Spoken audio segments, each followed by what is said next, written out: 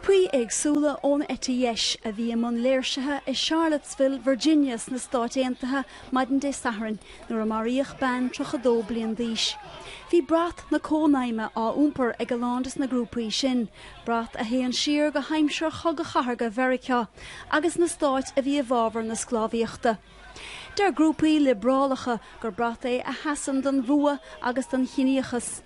Le blianta fada bhí méid beag de loch takeíochta fór na gCorcaigh a tuairt bratacha den tuairt seach an na cluichí.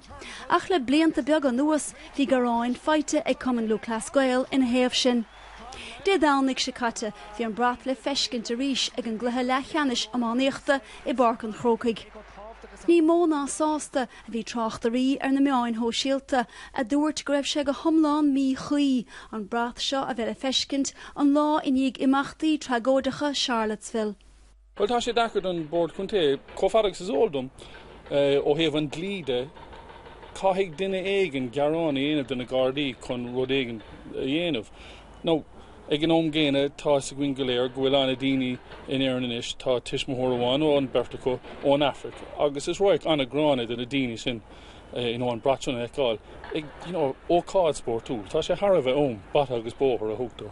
Inú bhearmhigh ar labhraí th ceann bhórd chunta gCorcaigh de chumann lú clascail go raibh brat na cónaidhme le plé ag cruinniú den guiste feimimeach a nocht. A nuairigh dír an bord ar locht leanú na gCorcaigh gan an brat a thuairt go cluichí a thuile, ach níor ghlacad ar seasamh anna láidir ina chuine. Tá cosúlacht in isir go mbeidh bach ar an mat ag cluichí gCorcaigh as seo amach. Grát Ó Conaill, nuacht TG4, gCorcaigh.